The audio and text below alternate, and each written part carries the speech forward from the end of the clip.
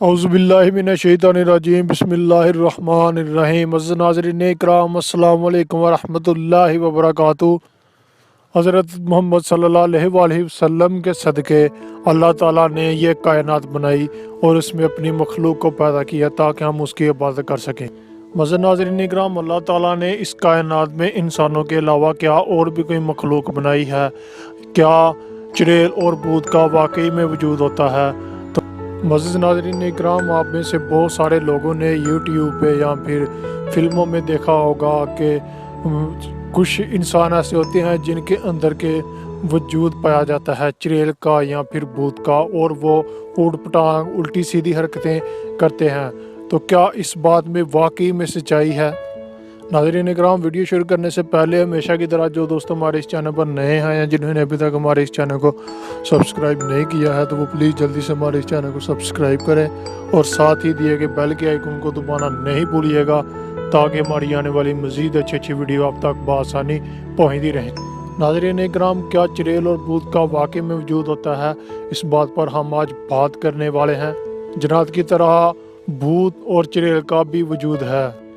اعلیٰ حضرت فاضل بریلوی امام اہل سنت فرماتے ہیں کہ ناپاک روحیں یعنی بھوت اور چڑیل احادیث سے ثابت ہے کہ وہ اکثر ناپاک موقعوں پر ہوتی ہیں۔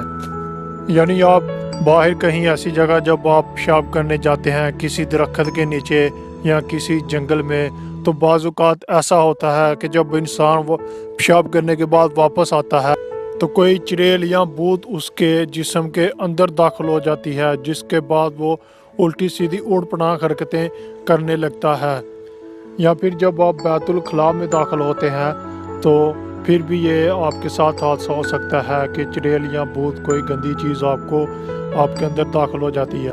اس میں انہوں سے پناہ کی دعا ہے جو آپ میں سے بہت سارے حضرات کو آتی ہوگی کہ بیت الخلاء میں جانے سے پہلے جو دعا پڑھی جاتی ہے، اگر آپ ناظرین اکرام کو نہیں ہے پتہ تو پھر پلیز جلدی سے اس دعا کو یاد کر لیجئے، جس میں ہے کہ یعنی میں گندی اور ناپاک چیزوں سے اللہ تعالیٰ کی پناہ مانگتا ہوں۔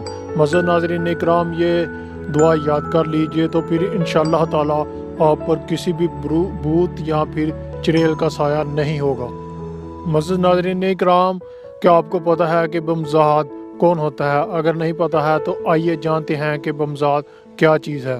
اعلیٰ حضرت فاضل بریلوی امام اہل سنت فرماتے ہیں کہ بمزاد شیاطین کی قسموں میں سے ایک شیطان کی ہی قسم ہے جو کہ ہر وقت انسان ہی کے ساتھ رہتا ہے، کہ وہ قطعاً کافر اور ہمیشہ کے لیے لعنت کیا ہوا ہے، سوائے اس کے کہ جو نبی کریم صلی اللہ علیہ وآلہ وسلم کی بارگاہ میں حاضر تھا۔ وہ سرکار دو عالم حضرت محمد صلی اللہ علیہ وآلہ وسلم کی محبت و صحبت سے مسلمان ہو گیا تھا۔